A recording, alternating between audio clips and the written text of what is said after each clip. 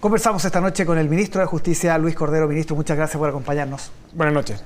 Comencemos con la noticia de esta noche, ¿no? Este informe de Contraloría que detalla cómo se gestó el caso en Antofagasta. El ex Ceremi de Vivienda es indicado como quien movió, de alguna manera, en buen chileno, los hilos. Dejó en evidencia a 15 personas que desempeñaban labores en el Serviu o en Ceremi, que fueron contratadas por fundaciones, incluyendo Democracia Viva. Bueno, el informe, y lo decía en declaraciones también el Contralor, el ex Ceremi incumplió el principio de probidad. También envió un correo de invitación a 2 fundaciones, entre ellas Democracia Viva, para evaluar su potencial incorporación al listado de organizaciones colaboradoras. Ya sabemos que no tenía ninguna experiencia Democracia Viva en este sentido. Ahora, ¿cambia para usted el cuadro con estos nuevos antecedentes? Esencialmente lo que hace es ratificar la evaluación que tenía el gobierno previamente. Es un informe de auditoría. En el informe final estaba el preinforme que había sido comunicado al Ministerio de Vivienda, respecto al cual había claridad cuáles eran los puntos. Una buena cantidad de esas observaciones ya habían sido internalizadas por el equipo del ministro Montes. De hecho, probablemente mañana el ministro Montes se refiere específicamente a las medidas que adoptaron en ese sentido. En segundo lugar, hay uno de los aspectos que fue muy evidente, que entre otras cosas implicó la reacción inmediata del gobierno en su oportunidad, que estaba asociado al conflicto de interés que tenía el ex Ceremi y que queda muy en evidencia también en este informe de auditoría, las razones, que son en parte las que el gobierno también había evaluado. La segunda, que es una anormalidad, que es este mecanismo de contratación que existía, que en el fondo con cargo a las fundaciones estaban personas contratadas que operaban al interior de la Seremía. En estricto rigor era un mecanismo que estaba diseñado con la finalidad de dar apoyo a las fundaciones, pero que terminó transformándose probablemente en un mecanismo más bien de dotar de personal a la institución. De hecho, este aspecto en concreto es uno también de los antecedentes que entregó el Ministerio de Vivienda y que es parte de la base que sirve o que ha señalado el Consejo de Defensa del Estado para la querella que anunció días atrás el Consejo en el caso de Democracia Viva, específicamente por este tema. El otro respecto de cómo se asignaban discrecionalmente los fondos, que también era un tema que era muy evidente, que formaba parte de la evaluación, y enseguida de las más destacadas, aquella de asignar fondos a una fundación que prácticamente no tenía ninguna experiencia acreditada, había sido recién constituida, y que también es otro de los hechos que el Consejo de Defensa del Estado sirve de base a su querella en el caso de fraude al fisco. En otros términos, el informe de Contraloría viene a ratificar las irregularidades que se habían detectado, algunas de ellas que forman parte de la querella del Consejo de Defensa del Estado, las otras de los antecedentes que el Ministerio ha entregado tanto al Consejo como al Ministerio Público y que se ratifican con el informe de auditoría, que además tiene otra particularidad, y es que el Contralor decide instruir él directamente los sumarios, la Contraloría de los sumarios, de modo que no queden radicados en la Seremi de Antofagasta. Claro, ahora, revisando los hechos, algunos de ellos nuevos, otros ya ratificados, como dice usted, esto de pedir incluir en el listado Democracia Viva, para muchos denota como una intención mucho más clara, ¿no?, de defraudar al Estado. ¿Usted le parece? La evaluación que tiene el Ejecutivo es que esa, de hecho, es una de las irregularidades que tempranamente se detectó, es decir, la forma en que se habían realizado las comunicaciones, y eso explica, entre otras cosas, por qué se provocaba el conflicto de interés y por qué entonces debía haber existido abstención por parte del ex Ceremi, en el fondo, ¿no? Por cierto, es una irregularidad que en su oportunidad se detectó y que forma parte de las razones por cual se removió al Ceremi y los antecedentes que se aportaron en su oportunidad al Ministerio Público como al Consejo de Defensa del Estado. Si bien el informe y el Contralor es bien claro en eso, no menciona al ministro Montes, desde la oposición ya hay algunas reacciones, ¿no?, que señalan que esta revelación lo complica más políticamente. Lo que hay es que de los antecedentes que arroja el informe son exactamente los que conocimos hasta ahora. El ministro Montes expuso la semana pasada en la comisión investigadora, hizo un largo detalle de la indagación, de lo que encontró, de las medidas que ha adoptado, las habían usado con anterioridad. Mirado desde el punto de vista estrictamente de los antecedentes, estos antecedentes estaban ya internalizados por parte del Ministerio de Vivienda en la agenda de reforma que está desarrollando el ministro Montes. Lo que pasa es que este es el informe definitivo y como informe definitivo ya no hay más observaciones que realizar. ¿Ya usted siente que no lo complica más? Yo creo que el ministro Montes se ha hecho cargo de cada uno de los 15 puntos que están ahí. Por cierto, respecto a uno de ellos que es muy evidente, el ministro Montes no se puede hacer cargo, que es la responsabilidad que le recaía al ex-Seremi directamente. En lo demás han sido en buena parte los procesos o las razones que han llevado a la reestructuración del mecanismo de transferencia en el ministerio. Pero además de eso, las medidas que también ha servido este caso para la agenda de probidad que el gobierno anunció días atrás, y que una de las manifestaciones inmediatas fue el instructivo del Ministerio de Hacienda precisamente para la regulación de las transferencias. De hecho, este informe detecta varias de esas falencias en el mecanismo de asignación, la discrecionalidad con la cual se hacían, la forma, los mecanismos de verificación y control que eran extremadamente débiles, la manera en que se rendían cuentas, etc. Creo que es una sistematización de 15 puntos que dejan en evidencia todas las debilidades y las vulnerabilidades sobre las cuales había estado funcionando el sistema. Ministro, hablemos un poco de la ley de usurpaciones y el veto anunciado por la ministra Toá, por el gobierno en general, que es como el recurso in extremis, ¿no? Cuando ya no se pudo haber cambiado la tramitación en el Congreso. Eso ha generado también reacciones en el sentido que quiebra, uno podría decir, una frágil relación que ha existido en estos últimos meses entre el gobierno y la oposición. ¿Cómo lo ve usted desde el punto de vista político? No, lo que pasa es que primero distingamos dónde está la diferencia, ¿no? O para decir en términos concretos o a la inversa, dónde están los acuerdos. Hay amplio acuerdo en el tema de usurpaciones, ¿no? O sea que el marco regulatorio que en la actualidad existe en materia de usurpaciones es insuficiente para abordar el problema que tenemos. Esto tiene una explicación, ¿no? Nosotros tenemos un sistema de penalizaciones muy baja que descansaba sobre, supuestamente, no, esto tiene que ver con una codificación muy antigua, en que las acciones civiles eran más eficientes para recuperar la propiedad. Lo que demuestra la evidencia es que eso no es así, y por lo tanto la manera de abordar usurpaciones es directamente aumentando penas y haciendo correcciones a el tipo penal y los mecanismos de sanción. Por eso hay aumento de penas, por eso, entre otras cosas, se resuelve un problema interpretativo, y es que la usurpación sea considerada como flagrancia permanente. El hecho de que tenga flagrancia permanente supone una serie de consecuencias en el sistema institucional, no solo la intervención de la fuerza pública, también la intervención probablemente de privados para que puedan detener personas y así poner a disposición de la policía. Pero donde existe discrepancia, dicho todo esto, que es el amplio acuerdo, hay que abordar usurpaciones, hay que aumentar las penas. El problema es la legítima defensa. El punto está en la legítima defensa privilegiada. O sea, no es ni siquiera la legítima defensa, es una legítima defensa que tiene la condición de privilegio porque supone una presunción. Esto es un debate que ya había tenido el Congreso en otro proyecto previamente. Lo que ha advertido el Ejecutivo, lo ha hecho de un modo muy claro la ministra Toá por estos días, es que el problema central que tenemos es la combinación de reglas, ¿no?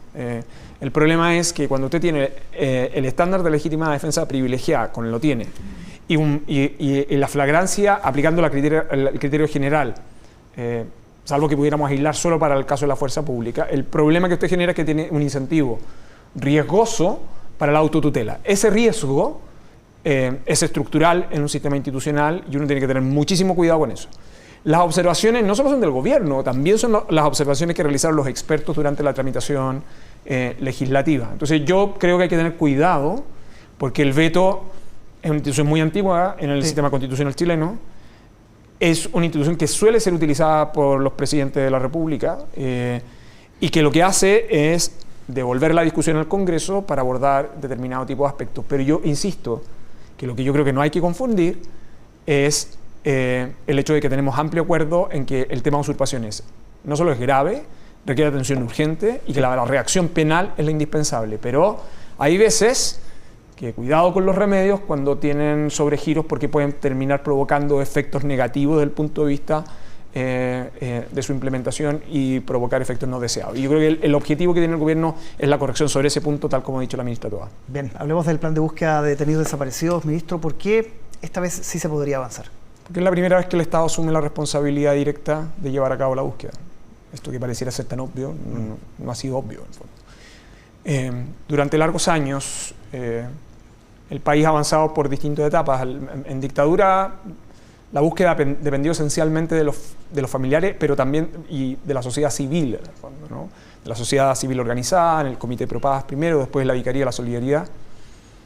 De hecho, en el Ministerio de Justicia existe una exposición en el hall, que es la sábana de la Vicaría, que son varias, ¿no? Donde es una hoja muy extensa de esta punta a donde está usted, donde se anotaba el nombre de las personas y se iban registrando las últimas que fueron vistos, el lugar, y es bien relevante porque cuando uno lo ve, además se da cuenta que tiene distintas caligrafías, cómo se construyó, etc. Ese aporte fue muy relevante en cómo los familiares persistentemente utilizaron el sistema legal, pese a que el Poder Judicial sistemáticamente no respondió en ese periodo, sobre todo en el caso de los recursos de amparo. Con el retorno a la democracia, la manera en que la sociedad chilena abordó esto fue como comisiones de verdad, ¿no? Que fueron, por cierto, la Comisión de Verdad y Reconciliación, luego la Comisión de Tortura y Prisión Política, lo que nosotros conocemos como informe Rettig, informe Valek y además el informe Valek 2, ¿no? Y además tenemos la mesa de diálogo en 1999, entre medio producto de la detención de Pinochet en Londres, pero lo que esencialmente el país ha articulado como solución a partir del 2000-2001 el sistema de búsqueda judicial, producto de eso, de la mesa de diálogo. Su resultado, lo que el Poder Judicial hizo fue nombramientos jueces de dedicación exclusiva, que han sido los que han llevado las investigaciones durante este tiempo, han reactivado algunos expedientes que eran antiguos, se han condenado a los responsables, adicionando los esfuerzos que hicieron en la década de los 90, pero todo hasta ahora ha descansado especialmente en el esfuerzo de los familiares y en lo que uno califica que técnicamente se denomina la búsqueda judicial, en el fondo. Pero lo que hay es que la desaparición forzada de personas es probablemente uno de los crímenes de lesa humanidad más atroces, porque es un crimen que se sigue cometiendo, porque es un crimen que produce un impacto directo pero en el tiempo, porque es un medio de amedrentamiento también a otros y a terceros, sobre todo cuando es utilizado como un mecanismo de violencia política, como lo que sucedió en Chile. Y en consecuencia son los funcionarios del Estado, es el Estado, son sus medios los que cometieron esos crímenes, y es razonable entonces que sea el Estado el que esté a cargo de la búsqueda y la reparación, que no descansa exclusivamente en los esfuerzos de los familiares. Y por lo tanto, ese que pareciera ser algo que pareciera ser a algunos de nosotros bastante obvio, hace toda la diferencia para las víctimas y los familiares. Y hubo una polémica por las invitaciones. ¿Qué pasó? Sí. ¿A quién se invitó? ¿A quién no? No, se invitó... mire, las invitaciones... se destinaron invitaciones a más de 600 personas. Se invitaron a todos los presidentes de partido, a todos los miembros de las comisiones de derechos humanos de la Cámara y del Senado, pero el protagonista eran los familiares, en el fondo, ¿no?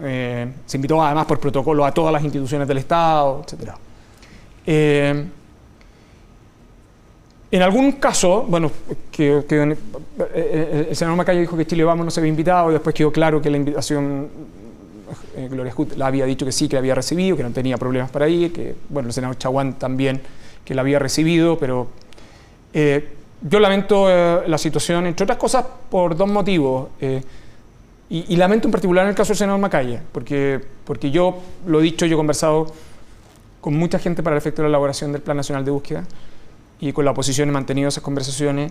Hay dos personas que han apoyado sistemáticamente la iniciativa, como el senador Chaguán y el senador Macaya. Entonces, yo lamenté mucho la situación y a mí no me cabe ninguna duda el compromiso de ellos. El lunes yo estaba en Valparaíso y el diputado Francisco Undurraga no podía estar el miércoles, y él se me acercó directamente y me dijo: ministro, yo no voy a poder acompañarlo. O sea, lo que quiero decir es que probablemente fue una situación muy lastimosa, pero yo soy el primero en decir que las invitaciones se enviaron. No solo que se enviaron, es que tampoco, quiero decir bien francamente, y se los transmití esto y lo he dicho antes, el compromiso del senador Macaya y el senador Chaguán es de los principales puntales en la oposición del Plan Nacional de Búsqueda. ¿Lo ha decepcionado en general la derecha de cara a esta conmemoración de los 50 años? En lo que a mí respecta, en lo que yo estaba trabajando en Plan Nacional de Búsqueda, creo que la oposición ha sido muy respetuosa de cómo se ha trabajado.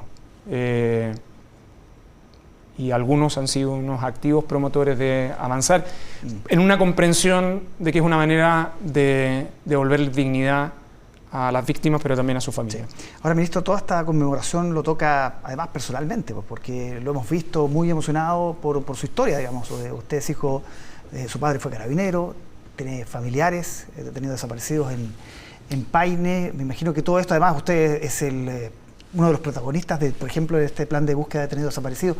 ¿Cómo le llega en lo humano, digamos, todo esto? Vamos, yo no... Es como los caminos de la vida, en el fondo, ¿no? Yo en esto, ante todo, soy ministro de Estado, ejerzo una función pública, desempeño una función no solo constitucional, sino que republicana, y esa es mi primera labor. Lo que tenga que ver con mi historia, vamos, ha sido... me siento un afortunado estar en este momento también, ¿no?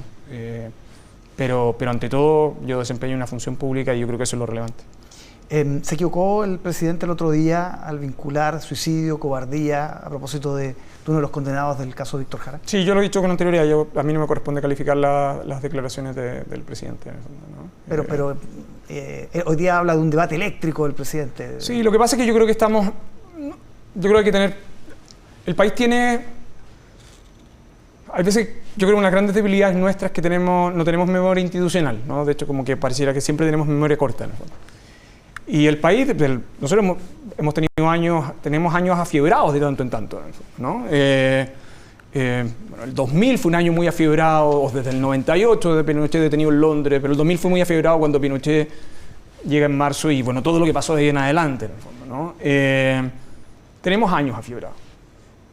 Pero septiembre tiene una paradoja, en el fondo. Porque la paradoja de septiembre es... Por un lado, este como ruido que estamos en desacuerdo, pero estamos de acuerdo. Estamos de acuerdo en que la democracia, cuando es frágil, tiene un costo muy grande para todos, para la sociedad en su conjunto, pero además que se quiebre, que no es razonable, no solo que no es razonable, sino que es inadmisible terminar un gobierno democráticamente electo por la fuerza. Y eso provoca, a su vez, un consenso en que no es admisible la violación de los derechos humanos, y lo que también pareciera que es un consenso es que eso no puede volver a suceder. Entonces, a mí lo que me pasa con septiembre, no solo con este, sino que con los años anteriores, es que nosotros vivimos en una paradoja, en la paradoja de la discrepancia, pero en la paradoja del acuerdo. Y la paradoja del acuerdo tiene que ver con que yo creo que tenemos plena conciencia de los riesgos de la fragilidad democrática, y por lo mismo que ninguno de nosotros desea un momento similar. Bien, ministro, muchísimas gracias por acompañarnos aquí en Tele 13 Noche. Muchas gracias.